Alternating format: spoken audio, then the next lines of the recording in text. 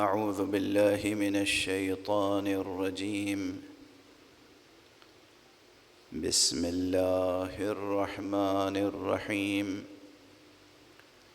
الحمد لله رب العالمين، والصلاة والسلام على أشرف الخلائق أجمعين، سيدنا وسيد الأولين والآخرين، حبيبنا وحبيب إله العالمين، إمام المرسلين وخاتم النبيين، شفيع المذنبين ورحمة للعالمين، أبي القاسم المصطفى محمد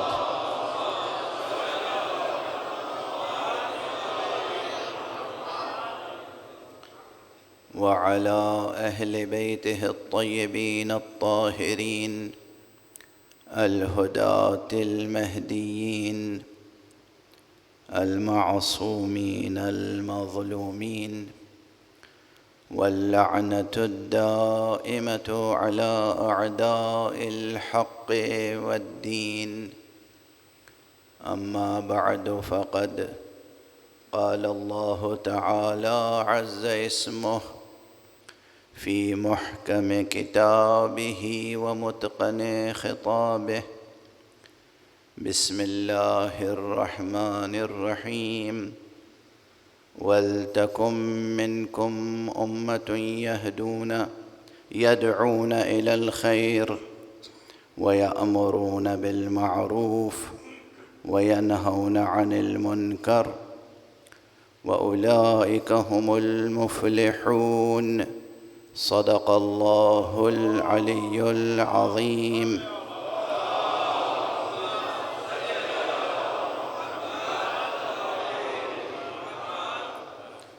ایک اور بلند تر صلوات پڑھ لیں۔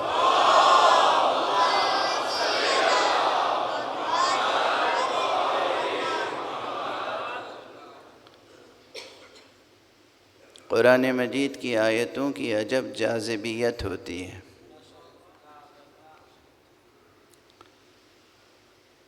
اور کم سے کم میں اپنے دل و دماغ پر تو اس جاذبیت کو پوری قوت کے ساتھ محسوس کرتا ہوں۔ اور اکثر یہ ہوتا ہے کہ جب کوئی ایک آیت کسی مجلس میں عنوان کلام قرار دیتا ہوں تو ارادہ نہیں ہوتا ہے کہ اس پہ پورا عشرہ پڑھوں گا یا خمسہ پڑھوں گا، وہ ایک مجلس کے لیے انتخاب ہوتا ہے۔ لیکن اگر اس کے بعد پھر متواتر مجلسیں ہوں تو پھر وہی آیت ساتھ دیتی ہے، وہی آیت رہنمائی کرتی ہے، وہی آیت راہ کو روشن کرتی ہے۔ کل شب کی مجلس جو محفل مرتضیٰ میں ہوئی تھی، اس میں یہی آیت کریمہ سرنامہ کلام کے طور پر میں نے تلاوت کرنے کی سعادت حاصل کی تھی۔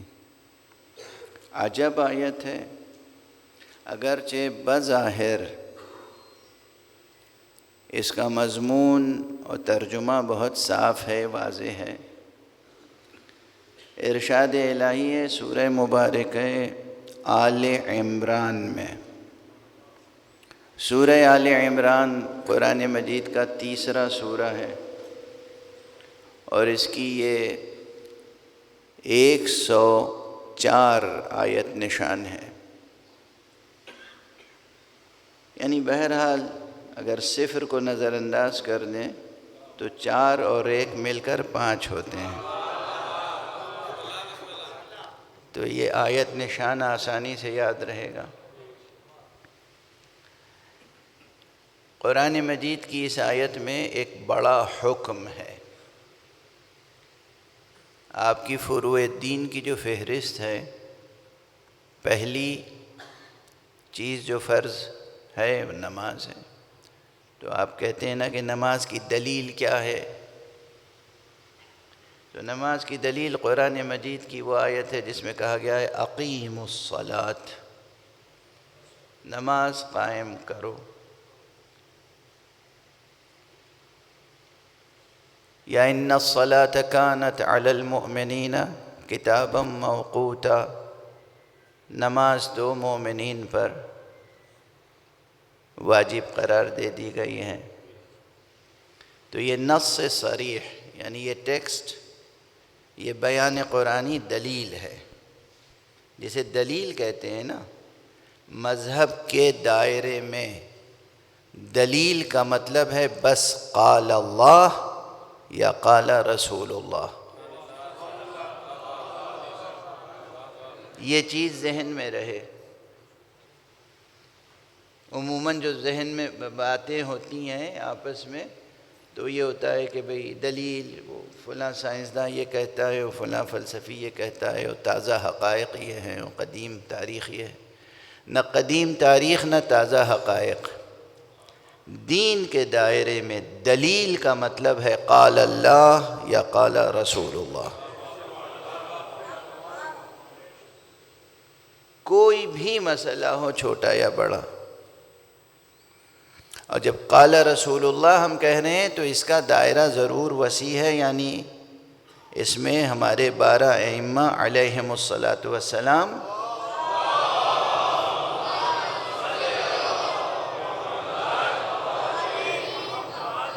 شامل ہیں. کسی بھی معصوم کا کوئی قول صحیح سند کے ساتھ مل جائے، دلیل کے لیے کافی ہے. تو نماز کی دلیل کیا ہے؟ قرآن میں موجود ہے. نماز کیسے پڑھی جائے، اس کی دلیل کیا ہے؟ حضور علیہ الصلاۃ والسلام، اس لیے کہ نماز میں تو بس قرآن میں تو نماز کا بس حکم ہے. قرآن کریم میں نماز کا بس حکم ہے کہ نماز قائم کرو. اگر سنت مصطفیٰ نہ ہو، اگر سیرت نبی اکرم صلی اللہ علیہ وآلہ وسلم،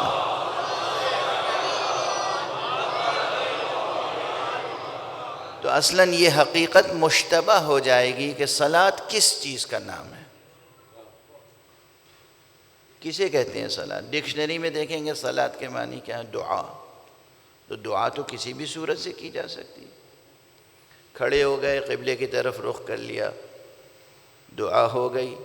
کوئی دوسرا آئے گا کہے گا بھئی قبلے کی طرف رخ کرنے کی بھی کیا ضرورت ہے؟ خدا تو ہر طرف ہے، ہر جگہ موجود ہے. کسی بھی طرف رخ کر کے دعا پڑھ کر لیجئے، دعا ہو جائے گی. تو یہ جو نماز کی شکل و صورت معین ہے، یہ تو قرآن مجید میں نہیں ہے. یہ سیرت مصطفیٰ ہے، یہ سنت مصطفیٰ ہے.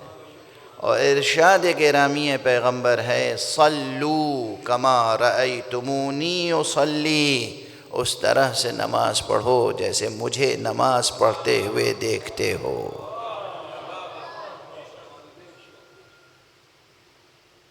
تو دلیل نماز کی ایک ایک جزیات کی ہمیں تلاش کرنی پڑے گی. قول رسول اور سیرت رسول اور سنت رسول. اسی طرح روزہ، کتب علیکم الصیام، دلیل قرآنی ہے. اسی طرح حج، اسی طرح زکوٰۃ، آتوا الزکوٰۃ قرآن میں ہے.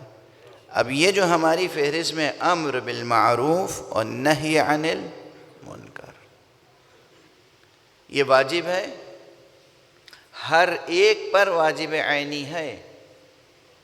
ابتدائی مرحلے میں ساقط ہوتی ہے، یہی ہوتا ہے یہ واجب تعذر کی بنا پر. آپ میں سے ہر ایک پر واجب ہے. جس طرح نماز واجب ہے، روزہ واجب ہے، حج واجب ہے، اسی طرح جہاد واجب ہے، اسی طرح امر بالمعروف اور نہی عن المنکر واجب ہے. اب اس کی دلیل کیا ہے؟ قرآن مجید میں بہت سی آیتیں ہیں جن میں امر بالمعروف اور نہی عن المنکر کو واجب قرار دیا گیا ہے.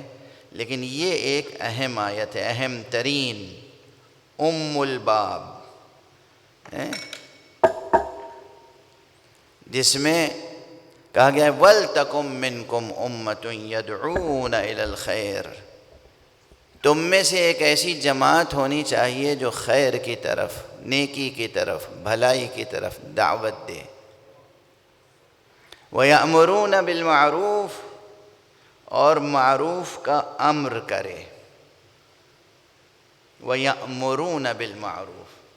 اب ذرا سا آپ آگے تشریف لے آئیں، آپ کا روح مبارک دیکھ کے اور روح بالیدہ ہوگی۔ اور مولانا کہاں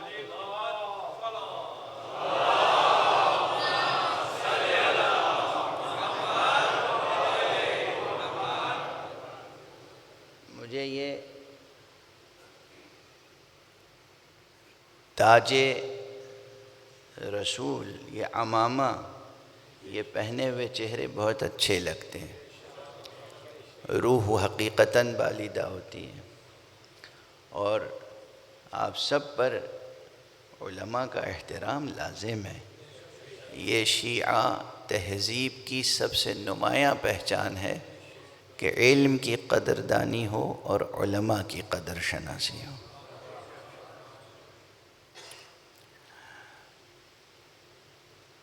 اب امر بالمعروف و نہی عن المنکر کے باب میں یہ آیت ایک محکم دلیل ہے، لیکن بحثیں بہت ہیں یہاں پر۔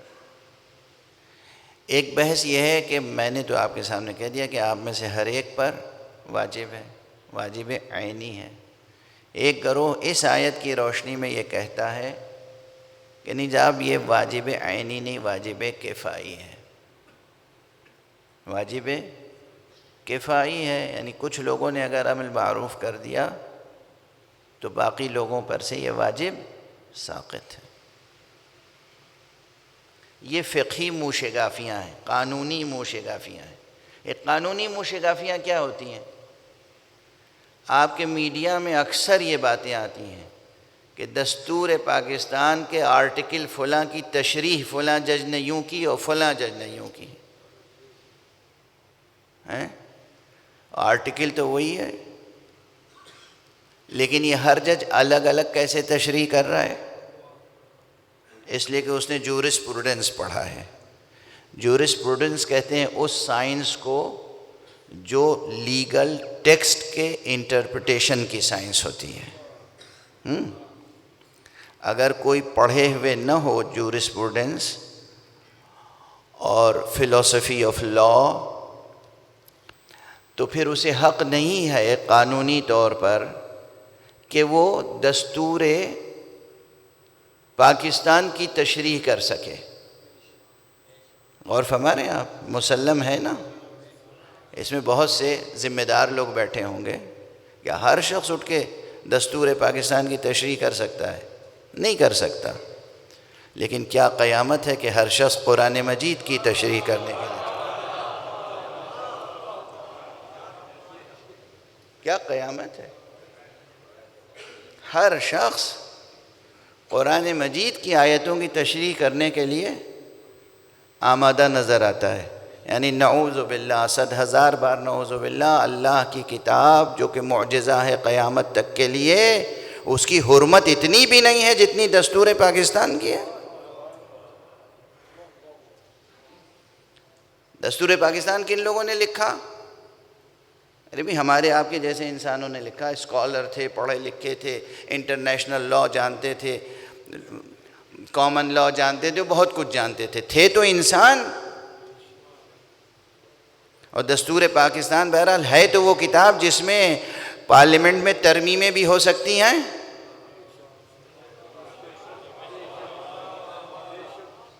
کچھ غیر معصوم انسانوں نے لکھی کتاب، اور باقی غیر معصوم انسانوں کو یہ حق بھی ہے کہ وہ ترمیم کر سکیں۔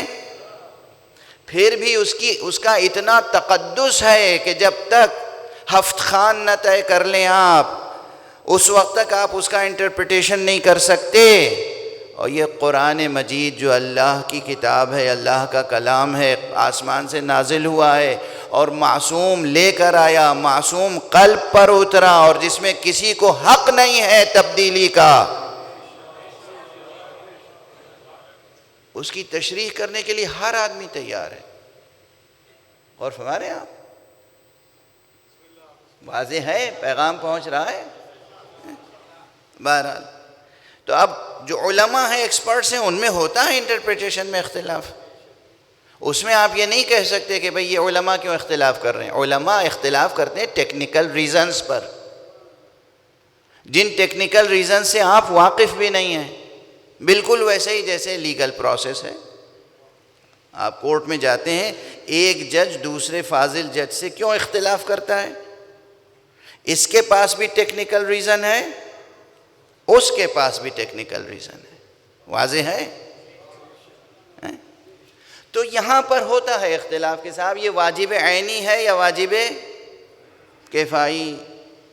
اب ظاہر ہے کہ پورا یہ مجلس ہے، لیکچر تو ہے نہیں کہ میں تشریح کروں کہ اصول فقہ میں اور فقہ میں خود واجب کفائی کے کتنے مراتب ہیں،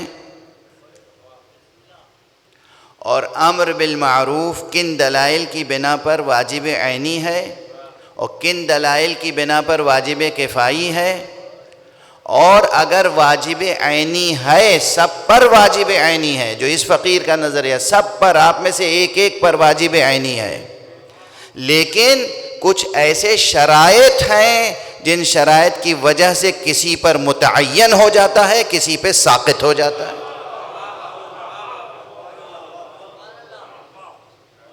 کیسے؟ جیسے حج سب پر واجب ہے یا نہیں؟ سب پر واجب ہے حج، مگر شرط کے ساتھ۔ کیا شرط ہے؟ استطاعت ہو۔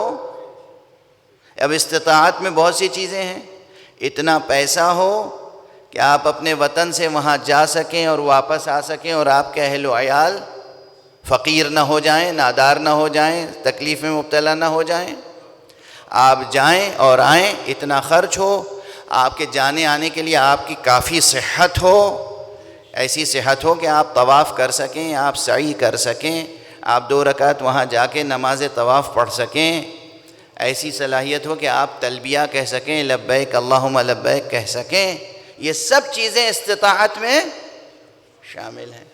اب اگر استطاعت نہیں ہے تو یہ واجب آپ کے اوپر سے ساقط ہو جائے گا، یا دوسری صورتوں میں بدل کرنا ہوگا۔ صورتیں کتنی ہوتی ہیں؟ کہیں ہوا کہ نہیں مطلقاً ساقط نہیں ہوا، واجب ہے، مگر شریعت کہتی ہے کہ آپ پہ واجب ہے مگر خود نہیں جا سکتے تو اپنے بجائے کسی اور کو بھیج دیجئے، نیابتاً قربتاً الی اللہ، آپ کی نیابت میں کوئی جائے گا۔ اسی طریقے سے امر بالمعروف و نہی عن المنکر ہے، واجب عینی ہے ہر ایک پر، مگر اگر کوئی شخص ایسا ہے جو جانتے ہی نہیں کہ معروف کے کسے کہتے ہیں اور منکر کسے کہتے ہیں، اس پر سے بالکل امر بالمعروف و نہی عن المنکر ساقط۔ بھئی آپ امر کس چیز کا کریں گے جب جانتے ہی نہیں ہے کہ معروف کیا ہے؟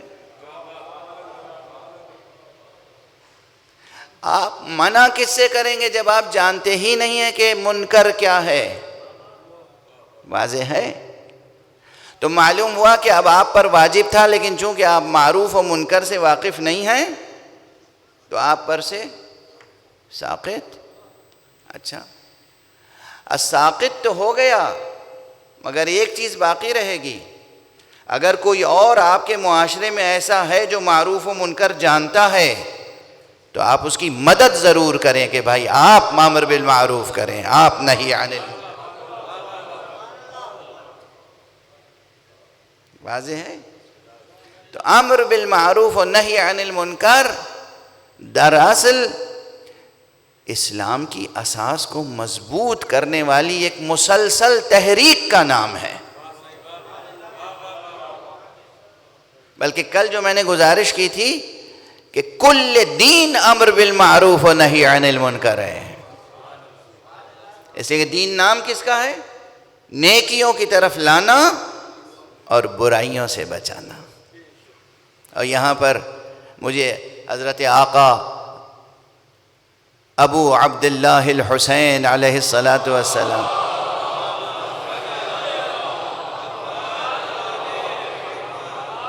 کہ ایک خطبے کا ایک جملہ یاد آ رہا ہے اس وقت.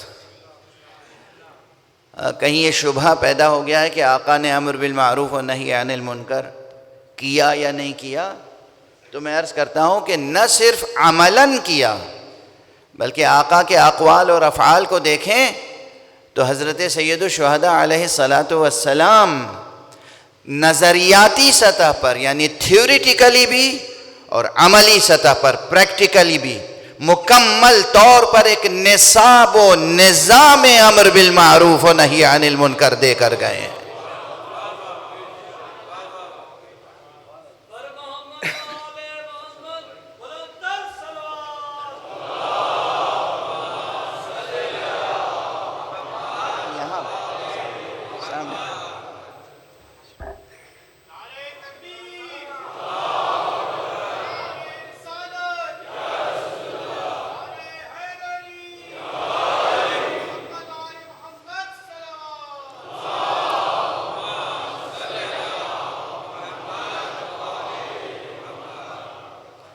جزاکم اللہ. واضح ہے پورا نصاب و پورا نظام. ہمارے ہر معصوم کی یہی سیرت ہے. لیکن آپ کے اقوال میں ایک جملہ طویل خطبہ ہے جس میں آپ کا یہ فقرہ ہے ان الامر بالمعروف والنہی عن المنکر دعاء الی الاسلام. امر بالمعروف و نہی عن المنکر تو اسلام کی طرف دعوت کا نام ہے. کس کا ارشاد ہے یہ؟ امام حسین علیہ السلام کا ارشاد ہے. امام حسین علیہ السلام نے فرمایا، اور یہ خطبہ کربلا کا خطبہ نہیں ہے، یہ خطبہ ان خطبوں میں سے ہے جو کربلا آنے سے پہلے مدینے میں ارشاد فرمایا تھا. لوگ سوال کرتے ہیں نا کہ بھئی ہم امام حسین کا تذکرہ تو بس اس وقت سنتے ہیں جب ولادت ہوئی تھی یا اس وقت سنتے ہیں جب کربلا میں آ گئے تھے، درمیان کی زندگی تو ہمیں بتائی نہیں جاتی. ہاں بتائی نہیں جاتی، یہ قصور ضرور ہے، یہ قصور بھی ہے، یہ تقصیر بھی ہے. ورنہ آقا امام حسین علیہ السلام کی زندگی کا ہر روز قابل بیان اور قابل ذکر ہے.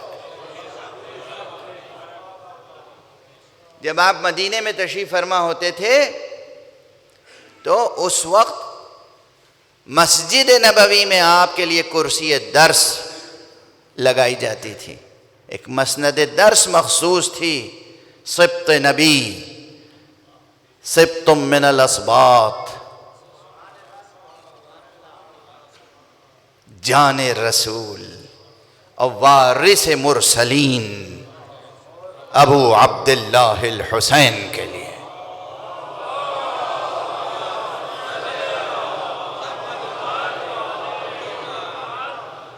باقاعدہ درس ہوتا تھا روزانہ. اور صرف درس نہیں، یہ نہیں کہ آئے گھنٹے پر درس دیا اور چلے گئے، باقی کوئی کام نہیں. معصوموں کی زندگی. خدا کی قسم ایک سوال کروں آپ سے، یہ زمانہ تو رواں دواں ہے، انسانی نسلیں بڑھ رہی ہیں، کارواں آگے بڑھ رہا ہے، امامت 12 میں منحصر کیسے ہے؟ یہ بات سمجھ میں آتی؟ امامت 12 میں منحصر ہے، کیوں؟ تفصیلی جواب تو کہیں اور دوں گا، ایک جملہ سن لیجئے. ہماری، اور یہ جو لوگ کہتے ہیں وہ ہمارے جیسے تھے، ہمارے جیسے تھے، ہمارے جیسے تھے، ارے ہمارے ہر معصوم نے ایک ایک دن میں صدیوں کے برابر خدمتیں انجام دی. جملہ یاد رکھیے گا، تشریح پھر کروں گا. ایک ایک معصوم نے، ایک ایک معصوم نے ایک ایک دن میں صدیوں کے برابر خدمت کی. مثلا اب آپ حضرات، یہ مثال میں دے چکا ہوں امام زین العابدین علیہ السلام کی.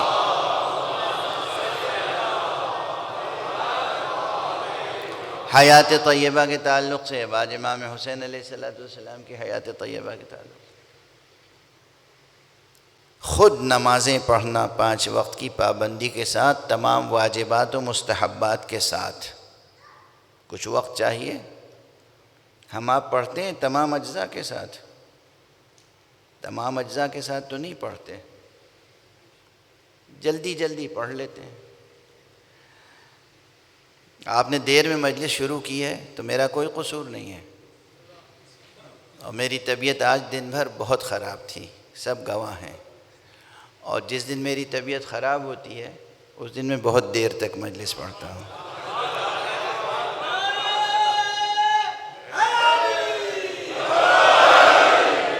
بھئی آپ کی اس نعرہ حیدری سے تو لگتا ہے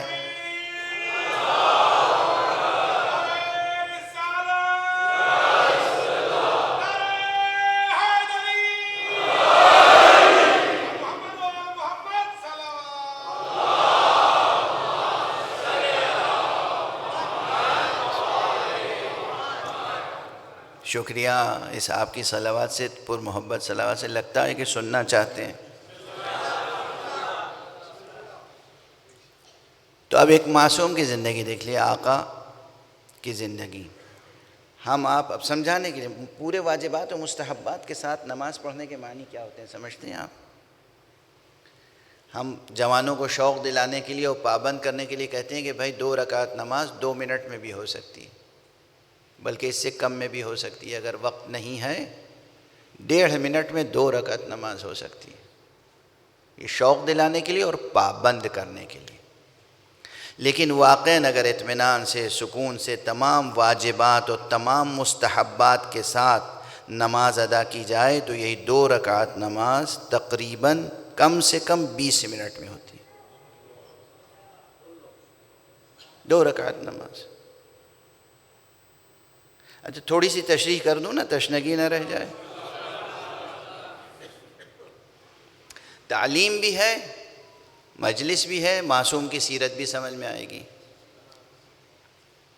اگر مختصر نماز پڑھنی ہو، اذان مستحب ہے چھوڑ دیجئے، اقامت مستحب ہے چھوڑ دیجئے، وقت نہ ہو تو بلا وجہ مت چھوڑیے گا۔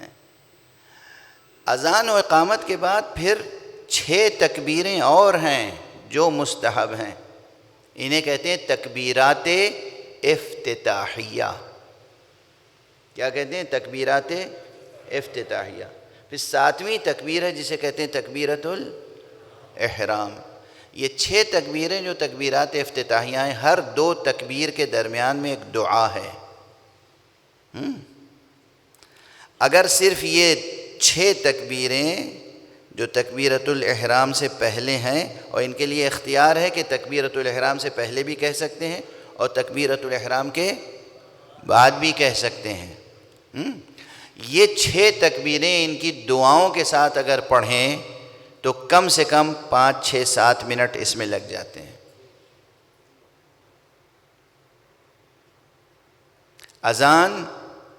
اذان کے بعد دعائے اذان، اذان کے بعد دعائے اذان کے بعد اقامت، اقامت کے بعد تکبیرات افتتاحیہ اور ان کی دعائیں، اور پھر تکبیرۃ الاحرام، اس میں لگ جاتے ہیں 10 منٹ، 8 سے 10 منٹ اس میں لگ جاتے ہیں اگر انسان پورے خضوع و خشوع کے ساتھ تمام دعاؤں کی تلاوت کرے۔ اب اس کے بعد سورہ پڑھیے، سورہ حمد۔ ضروری نہیں ہے کہ سورہ حمد کے بعد کوئی معصوم یا کوئی حافظ یا عالم یا قاری یا متقی ہمیشہ انا اعطیناہ ہی پڑھے، مستحب ہے، بہت سے سورے مستحب ہیں۔ کم سے کم 30واں پارہ اگر ہمارے سب بچوں کو یاد ہو تو پھر کبھی آپ سورہ عما یتساءلون عن النبأ العظیم نماز میں پڑھیے، کبھی سورہ مرسلات پڑھیے، کبھی سورہ فجر پڑھیے۔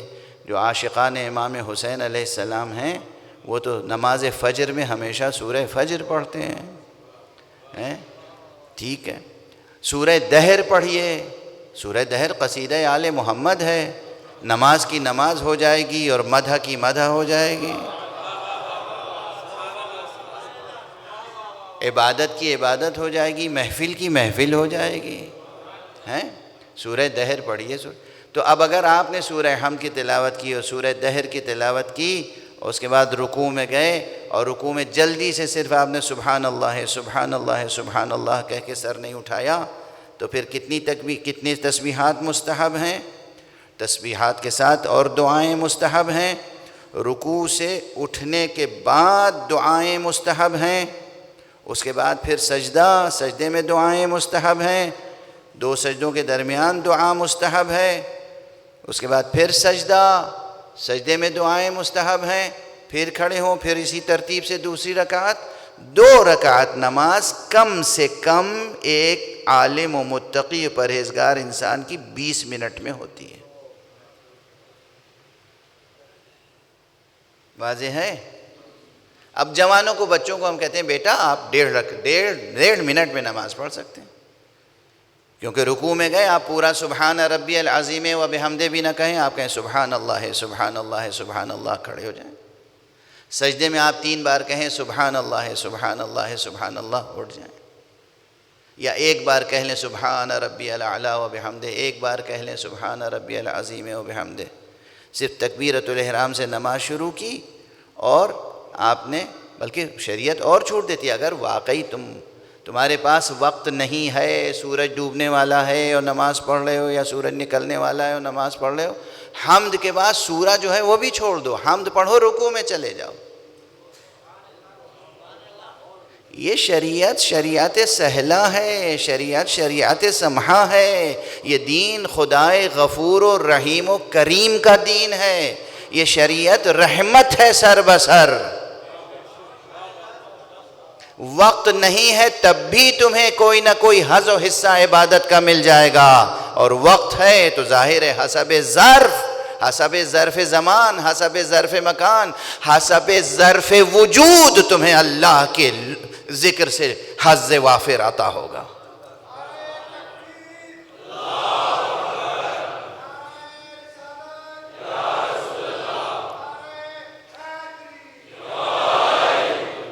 واضح ہے؟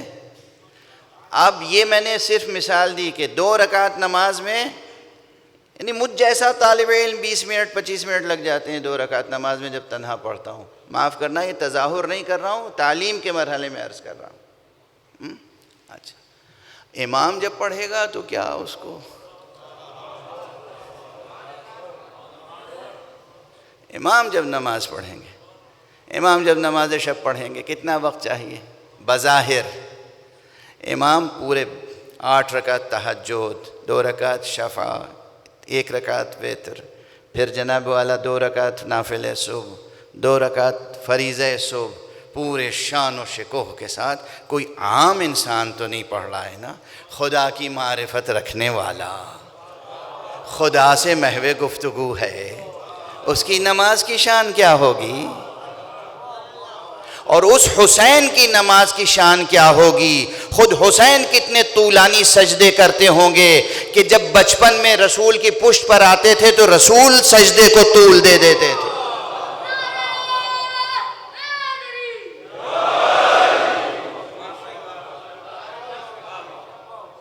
جس حسین کے خاطر سے رسول سجدے کو طول دے دیں, جماعت میں, تنہائی میں نہیں.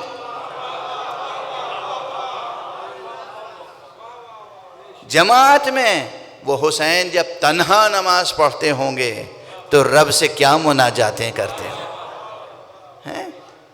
تو ایک نماز میں کتنا وقت چاہیے؟ تو اسی شان سے نماز ظہر, اور صرف 4 رکعت تو معصوم نہیں پڑھتے تھے. 4 رکعت نماز ظہر سے پہلے 8 رکعت نافلہ ظہر ہے. پھر نماز عصر سے پہلے 8 رکعت نافلہ عصر ہے, اس کے بعد 4 رکعت نماز عصر ہے. نماز مغرب اور اس کے بعد 4 رکعت نافلہ مغرب. نماز عشاء اور 2 رکعت بیٹھ کر نافلہ عشاء. اور یہ تمام تاریخوں میں ہے کہ آقا حسین اور باقی ائمہ صرف اتنی ہی نمازیں نہیں پڑھتے تھے, بلکہ وہ ایک ایک شب میں 1,000 رکعت نمازیں پڑھا کرتے. اور کوئی مبالغہ نہیں ہے, یہ کوئی مبالغہ نہیں. صرف نمازوں کے لیے کتنا وقت چاہیے؟ اگر ہم میں سے کوئی ایسی نمازیں پڑھے تو دنیا کا ہر کام چھوڑ کے ہر ایک سے بس یہی عذر کرے گا، بھئی میں نماز پڑھ رہا تھا، معاف کیجئے کام نہیں کر سکا، میں نماز پڑھ رہا تھا آفس نہیں آ سکا، میں نماز پڑھ رہا تھا وعدہ پورا نہیں کر سکا، میں نماز پڑھ رہا تھا یہ نہیں کر سکا، میں نماز پڑھ رہا تھا وہ نہیں کر سکا۔ تاریخ میں کوئی ایک جملہ دکھا دو کسی معصوم کا کہ میں نماز پڑھ رہا تھا اور یہ نہیں کر سکا۔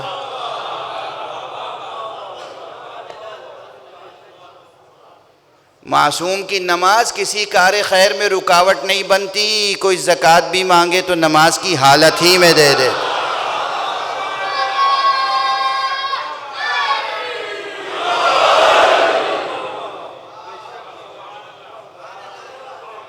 معصوم کی نماز، معصوم کی شان زندگی، معصوم کی شان بندگی، تو یہ تو صرف نمازوں کا حساب تھا۔ نماز کے بعد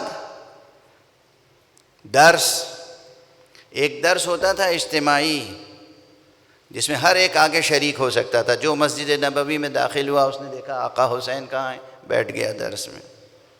پھر بہت سے درس ہوتے تھے خصوصی، چونکہ ہر انسان ہر راز کو سمجھنے کے قابل نہیں ہوتا، تو بہت سے اصحاب کی تنہائیوں میں تربیت ہوتی تھی۔ پھر غلام خریدتے تھے، غلاموں کی تربیت کر کے آزاد کرتے تھے، کنیزیں خریدتے تھے، کنیزوں کی تربیت کر کے آزاد کرتے تھے، اپنے اہل و عیال کی تربیت کرتے تھے، اور اس کے بعد قد یمین۔ ہمارا کوئی امام ایسا نہیں ہے جو امت کے ٹکڑوں پر زندگی بسر کرتا ہو۔ حالانکہ یہ ترکیب بھی نازیبا تھی، مگر معافی کے تحت عرض کر رہا ہوں، چونکہ بعض لوگوں کے ذہنوں میں یہ ہے کہ یہ خمس اور زکوٰۃ اور غنیمتیں آتی تھیں اور رسول اور ائمہ اہل بیت ان پر زندگی بسر کرتے تھے۔ نہیں نہیں، ایسا نہیں ہے۔ رسول ہو یا ائمہ اہل بیت، اپنے قد یمین سے، ان کے باغات تھے، ان کے بزنس تھے، وقتاً فوقتاً تجارت کرتے تھے، اور اپنے غلاموں کے ذریعے سے تجارت کرواتے تھے، جیسے جناب بی بی خدیجۃ الکبریٰ سلام اللہ علیہا۔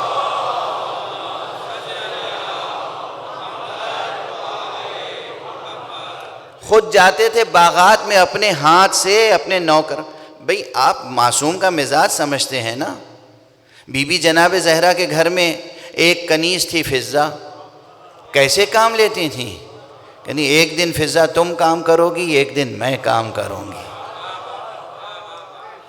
جس بیٹی کی تربیت اس طرح ہوئی ہو، وہ پیغمبر کیسا انصاف کرتا ہوگا اپنے غلاموں کے ساتھ؟ علی جو کفو زہرا ہیں وہ کیسا انصاف کرتے ہوں گے قمبر کے ساتھ؟ آقا حسین، آقا حسن کیسا انصاف کرتے ہوں گے اپنے ملازموں کے ساتھ؟ بے شک ان کے پاس بہت ملازم تھے، نوکر تھے، چاکر تھے، غلام تھے، کنیزیں تھیں، مگر کسی پر ظلم نہیں ہوتا تھا۔ ان کے ساتھ خود شامل ہو کے زمین بنا رہے ہیں، پودا لگا رہے ہیں، سینچائی کر رہے ہیں، کنواں کھود رہے ہیں، چشمہ جاری کر رہے ہیں، ہر کام میں ہاتھ بٹا رہے ہیں۔ یہ تمام معصومین کی سیرت تھی۔ تو درس، نماز اور اکثر روزہ رکھتے تھے، روزہ رکھ کر یہ سب ہو رہا ہے۔ اس کے بعد مزدوری باغوں میں، اور اس کے بعد پھر صرف یہی نہیں کہ کمانے کی دھن ہوتی تھی، انہیں کمانے سے زیادہ لٹانے کی دھن ہوتی تھی۔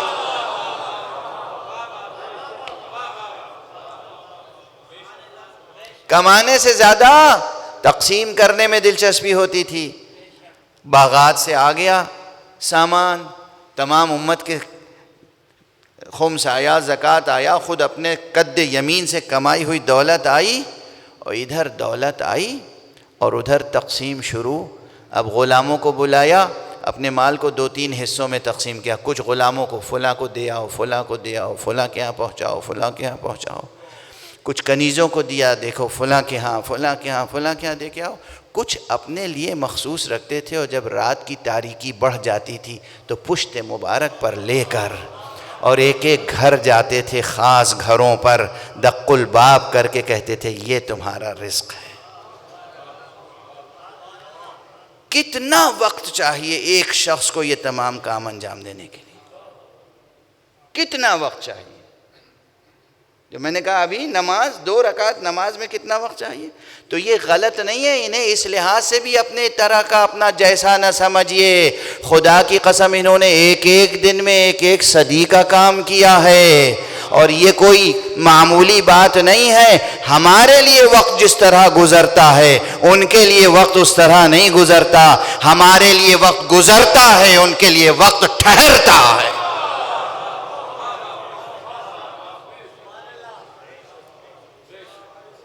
یہ ہے حسین, یہ حسین قبل از کربلا, یہ ہے حسین بعد از ولادت, یہ ہے حسین بعد از وفات پیغمبر, یہ ہے حسین اپنے شباب میں, یہ ہے حسین مدینہ منورہ میں. کتنوں کی تربیت کی ہے. کیا احسان ہے اس کرۂ ارض پر اور اس کائنات پر اور اس عالم بشری پر ابو عبداللہ الحسین کا. یہ ایک رخ انہی خطبوں میں سے جو پہلے امام نے خطبہ دیا تھا, اس میں سے ایک فقرہ اس وقت مجھے یاد آ گیا کہ ایک خطبے میں آپ نے فرمایا ہے کہ بعینہ یہی کلمات ہیں, ان الامر بالمعروف والنہی عن المنکر دعاء الی الاسلام. امر بالمعروف و نہی عن المنکر تو اسلام کی طرف دعوت دینا ہے. اب اسی انداز سے پڑھتا رہوں گا تو وقت تو کافی گزر جائے گا, لیکن میں بہرحال آپ کا تھوڑا سا لحاظ کر لیتا ہوں. ایک صلوات پڑھ لیجئے محمد.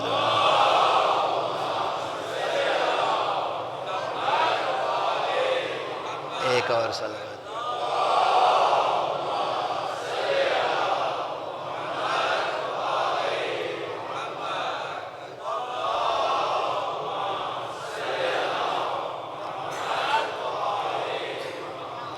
بھئی کچھ اندازہ ہوا معصوم کی زندگی کا؟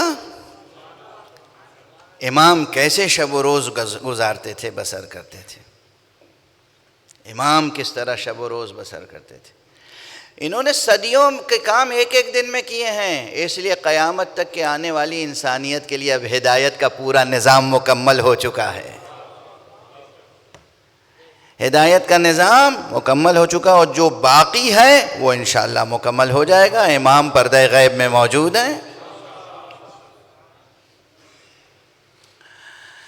یہ امر بالمعروف و نہی عن المنکر جو خود امام فرمانے کی یہ دراصل دعوت ہے اسلام کی طرف.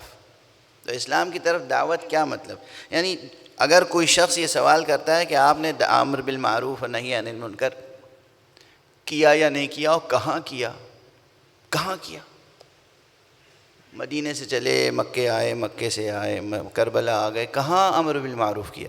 یہ سوال جو ہے جس نے بھی مجھ سے کیا ہے, میں اس جوان سے, اس بچے سے یہ کہنا چاہتا ہوں, غور تو کرو کس کے بارے میں یہ سوال ہے. یہ تصور بھی کیسے آ گیا تمہارے ذہن میں کہ امام نے نہیں کیا؟ یہ تصور کیسے آ گیا ذہن میں, اس سوال کیسے آ گیا ذہن میں؟ اس لیے کہ امر بالمعروف یعنی کیا؟ وہ جو مملکت حجاز میں, سعودی عرب میں ایک وہ ہوتے ہیں کچھ لوگ جنہیں مطوع کہتے ہیں. کیا آقا امام حسین کو مطوع سمجھا تھا آپ نے کہ وہ ہاتھ میں سوٹا لے کے صرف دکانیں بند کرواتے پھریں گے کہ بند کرو دکان, نماز پڑھنے جاؤ, بند کرو دکان؟ کیا رتبہ سمجھا ہے امام کا؟ کس قسم کا تصور ہے آپ کے ذہن میں امر بالمعروف و نہی عن المنکر کا؟ یا ہمارے ایران میں جو ایک ہدایت دینے والی پولیس کہلاتی ہے, کیا اس کی اصطلاح میں ہمیں نہیں معلوم, اس وقت یاد نہیں آ رہی ہے زبان پر, کہ وہ لوگوں کو, خواتین کو کہتے ہیں بھئی حجاب کر لیجئے, لوگوں کو کہتے ہیں بھئی آپ بد اخلاقی نہ کیجئے, نماز کے خیال کیجئے. یہ جو ایک پولیس ہے نا, یہ ایک مذہبی پولیس, کیا ہے امام کو ایک مذہبی پولیس سمجھا ہے؟ اس طرح کا امر بالمعروف دیکھنا چاہتے ہیں آپ؟ اس طرح کا امر بالمعروف دیکھنا چاہتے ہیں؟ ارے سب سے بڑا امر بالمعروف یہ ہے کہ اسلام کو تبدیل ہونے سے اور انحراف سے بچا لیا حسین نے. کوئی خدا آشنا نہ ہو, اس کو خدا کی معرفت دینا امر بالمعروف نہیں ہے؟ کوئی نبوت سے واقف نہ ہو, اسے نبوت کو پہچانوانا امر بالمعروف نہیں ہے؟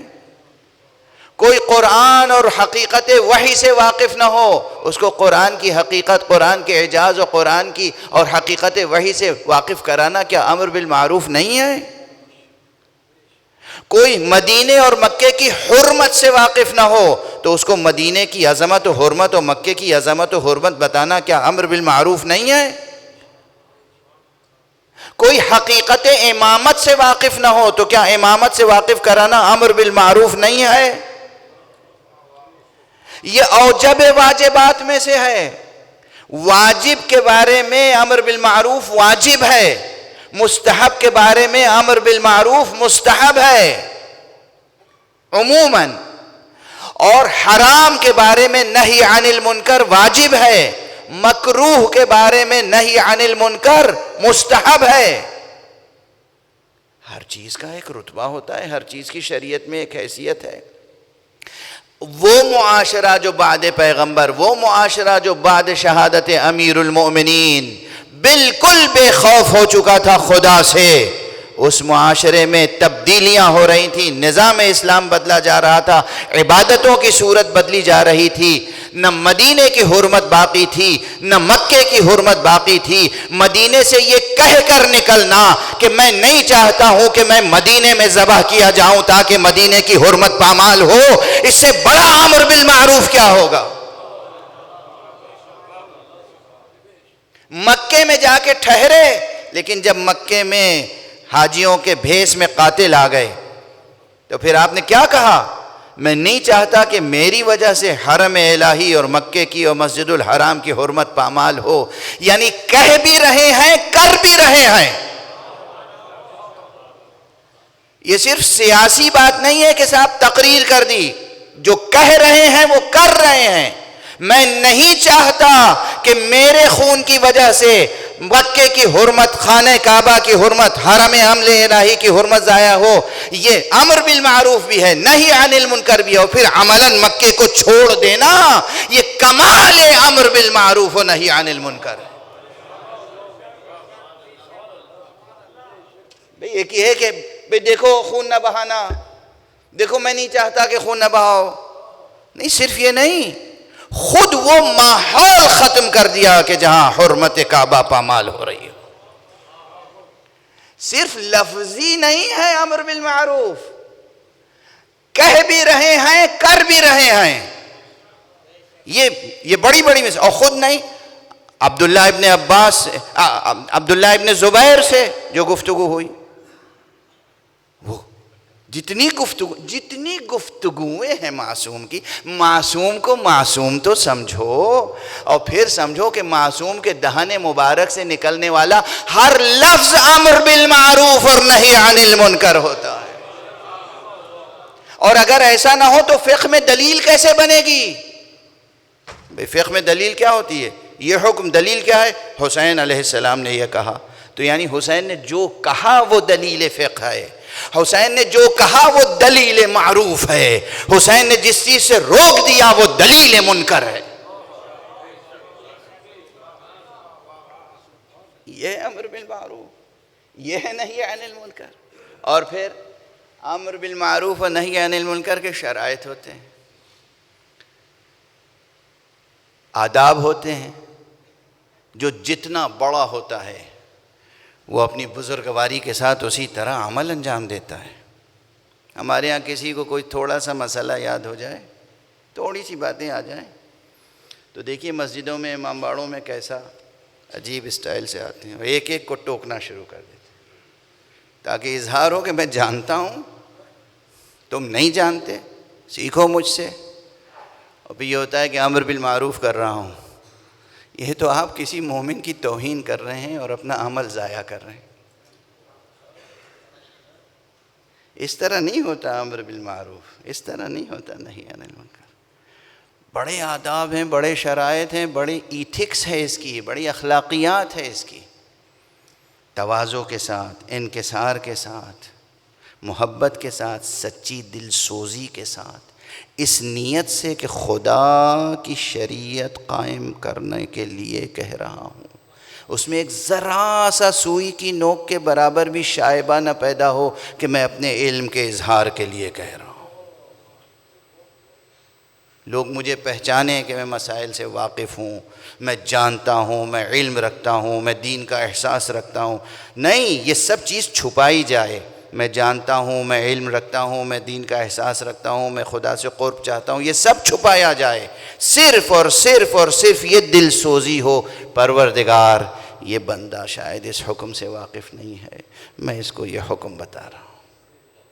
یعنی جس طرح نماز پڑھنے میں قربتاً الی اللہ شرط ہے، امر بالمعروف میں قربتاً الی اللہ کی نیت شرط ہے، اور تواضع اور انکسار اور خاکساری شرط ہے۔ اچھا، ہم لوگ ذرا سا علم حاصل ہو جائے تو کیا کیا لہجے میں غرور اور تکبر اور تمکنت کا انداز پیدا ہوتا ہے، اور وہ امام جو ما کان و ما یکون کا علم رکھتے ہیں۔ جب سے لب مشیت پہ حرف کن آیا ہے اور جب تک اس کائنات میں سور اسرافیل پھونکا جائے گا، اس کائنات کے بارے میں، یہ کائنات مادی، یہ کائنات ظاہری، یہ مخلوق، اس کے بارے میں ہر علم رکھتے ہیں حسین۔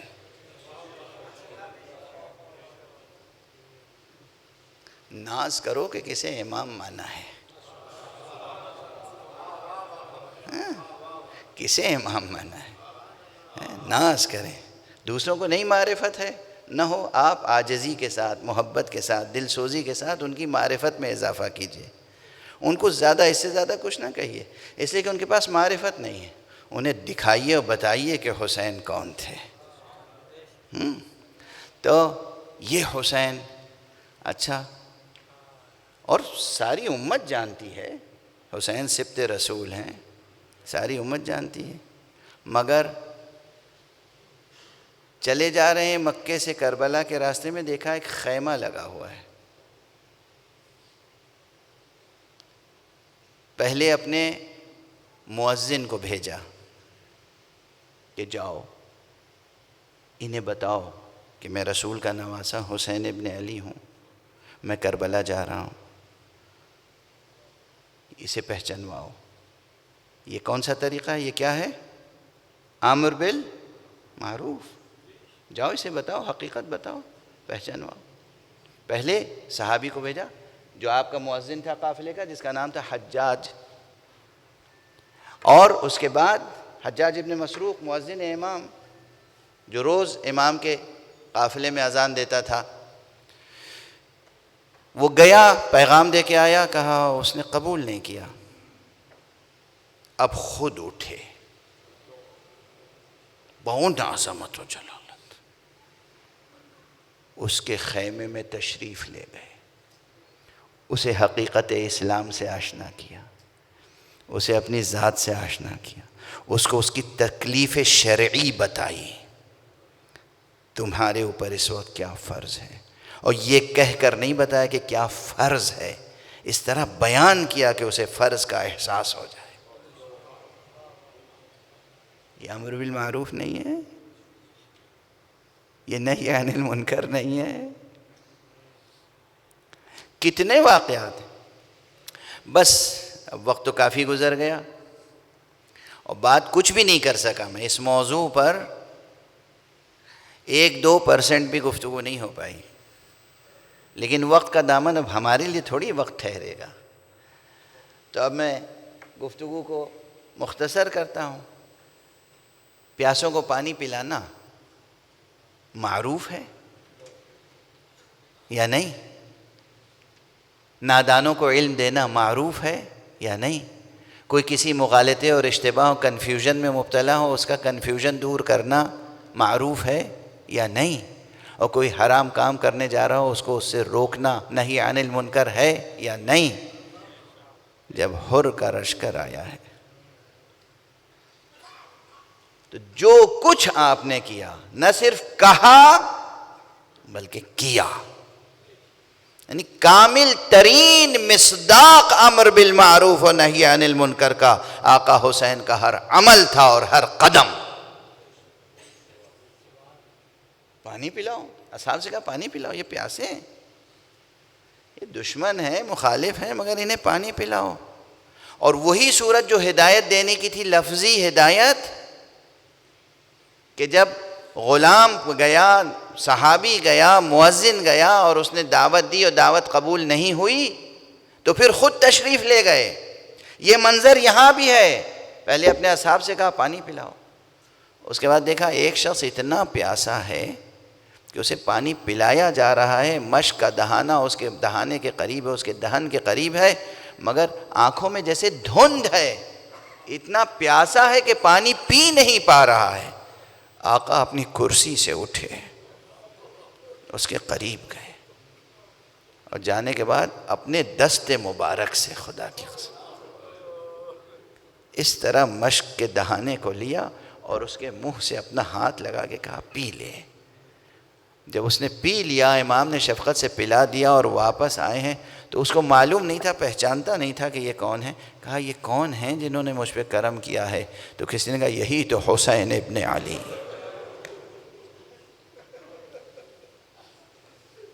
یہ واقعات سنتے ہیں، گہرائی میں غور نہیں کرتے کہ اس کے کتنے، ہر واقعے کے اور ہر کلام کے، ہر سخن کے کتنے ڈائمنشنز ہیں۔ یہ امر بالمعروف بھی ہے، نہی عن المنکر بھی ہے، اور ایسا امر بالمعروف ہے، ایسا نہی عن المنکر ہے کہ اس سے بڑھ کر کوئی ممکن نہیں ہے اس آسمان کے نیچے۔ بس اب آپ حضرات میں سے بعض کی آنکھوں میں آنسو آ چکے ہیں، بعض کی آوازیں بھی بلند ہوئی، میں نے سنا۔ آج 2 سفر ہے۔ پہلی سفر آقا حسین کا اسیروں کا قافلہ شام میں داخل ہوا ہے۔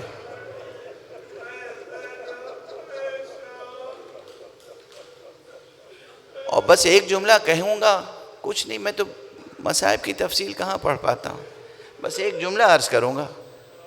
یہ 2 سفر جب میں تصور کرتا ہوں، 2 سفر قیامت کی تاریخ یوں ہے، پہلی سفر کو قافلہ شام میں داخل ہوا اور پوری تاریخ، پورا دن، پوری رات بازار شام میں گزر۔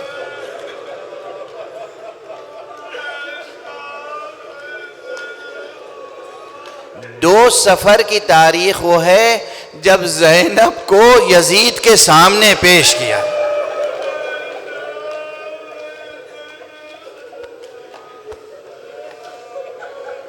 وہ 2 سفر کی تاریخ تھی جب سید سجاد ہاتھوں میں ہتھکڑیاں، پاؤں میں بیڑیاں، کمر میں لنگر، گلے میں خاردار طوق اور اوپر سے علیحدہ سے مزید لوہے کی زنجیروں سے جکڑا گیا تھا۔ ہاں، یہ بیویوں کے لیے تو میری نظر سے نہیں گزرا ہے، سنیے گا جملہ، آپ بہت تڑپیں گے۔ بیویوں کے لیے میری نظر سے یہ جملہ نہیں گزرا، مگر سید سجاد کے لیے یہ جملہ ہے کہ آپ کے ہاتھ پس گردن سے باندھے گئے۔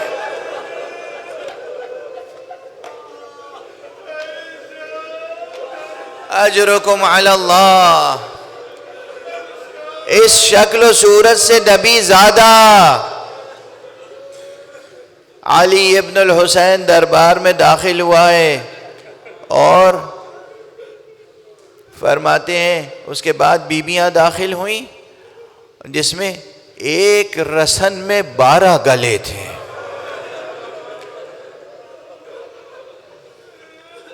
اور بس ایک جملہ عرض کروں، یہ سب وہ بغیر کسی سخن آرائی کے، دیکھیے دل پہ کیسا نیزہ لگتا ہے، دیکھیے دل کیسا پاش پاش ہوتا ہے۔ جب زینب داخل ہوئی ہیں، جب سید سجاد داخل ہوئے ہیں، تو عجب منظر تھا، یزید کے تخت کے سامنے تشت طلا میں سر حسین رکھ۔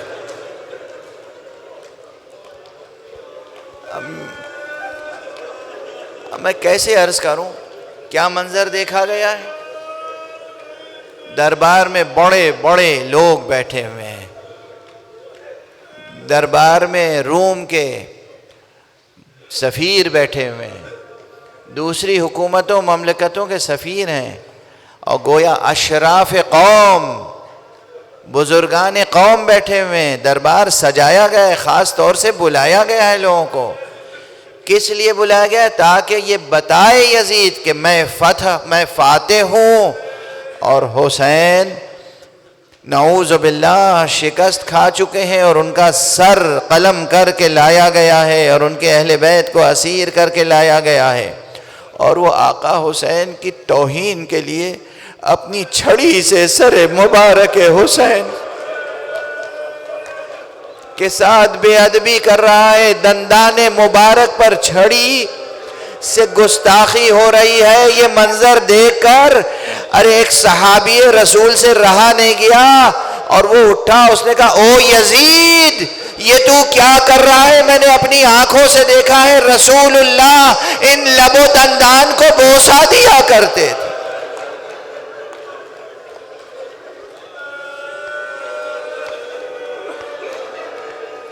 اجرکم علی اللہ، اجرکم علی اللہ۔ یہ سب سانے ہیں، 2 سفر کو گزرے ہیں، 2 سفر کو یہ سانے گزرے۔ اسی ضمن میں وہ روایت نقل کی جاتی ہے کہ سفیر روم نے بھی احتجاج کیا، یزید میں ایک نبی کی پشت میں ہوں، ایک نبی کی نسل سے ہوں، اور میری پوری قوم میرا بہت احترام کرتی ہے، حالانکہ بہت شجرہ طولانی ہے، لیکن یہ تو کیا کر رہا ہے؟ تیرے نبی کا نواسہ اور اس کے ساتھ یہ سلوک۔ اجرکم علی اللہ، اجرکم علی اللہ۔ اب یہاں کہتے ہیں کہ وہ جب بیویاں آئی ہیں تو سب کے قد برابر تو نہیں تھے، ایک رسن اور 12 گلے۔ آقا حسین کی ایک بچی تھی جو سن میں بہت کم سن،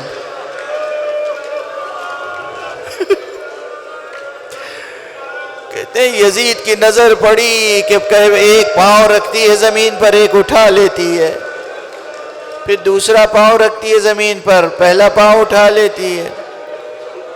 اس نے پوچھا یہ ایسا کیوں کر رہی ہے؟ کہا تو دیکھتا نہیں ہے ایک رسی ہے، 12 گلے ہیں۔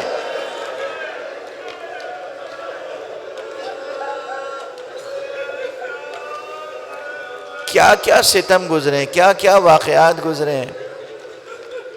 بس فتح حسین کی یہ ہے، فتح حسین کی یہ ہے، فتح جناب زینب کی یہ ہے کہ ابھی تک شام میں کسی کو معلوم نہیں تھا پورا واقعہ کہ کس پر ظلم ہوا ہے، کس پر ستم ہوا ہے۔ جب بی بی جناب زینب نے اپنے بھائی کا سر تشت طلع میں دیکھا اور یہ دیکھا کہ یزید چھڑی سے بے ادبی کر رہا ہے، تو جناب زینب نے ایک فریاد کی، اور بی بی زینب کی فریاد یزید کے گھر تک جب پہنچی تو کہتے ہیں کہ یزید کی زوجہ بھی دربار میں آ گئی، اور آتے ہی اس نے کہا میں کیا دیکھ رہی ہوں یزید، یہ کس کا سر رکھا ہے، یہ کس کا گھرانہ اسیر ہو کے آیا ہے۔ کہتے ہیں کہ یزید کی بیوی جب آئی ہے دربار میں تو اس طرح گھبراہٹ کے عالم میں آئی تھی کہ اس کے سر پہ ردا نہیں تھی۔ یزید نے کہا کہ یہ تم کس طرح آ گئی ہو دربار میں؟ یزید کو اپنی بیوی کے ردا کی فکر ہے، اور رسول کی بیٹیاں بے ردا سامنے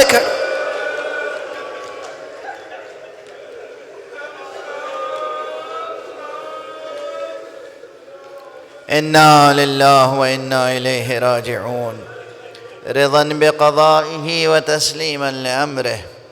پروردگار ہمیں علوم قرآن اور معارف اہل بیت سے آشنا فرما۔ پروردگار معبود ہماری اس ناچیز سی عبادت عزا کو قبول فرما۔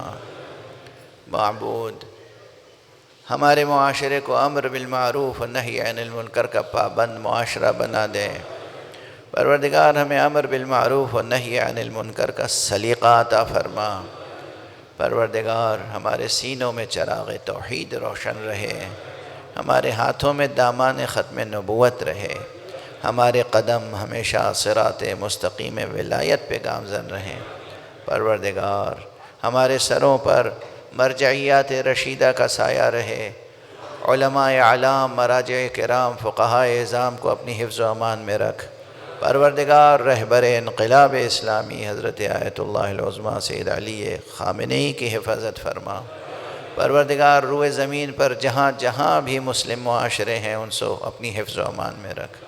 پروردگار عالم بشریت کو امن اور عافیت کا تحفہ دے دے، اپنے ولی آخر کو اذن ظہور عطا فرما، اور ان کے ہاتھوں سے اپنی رحمت و رافت و عدالت کا پرچم لہرا دے۔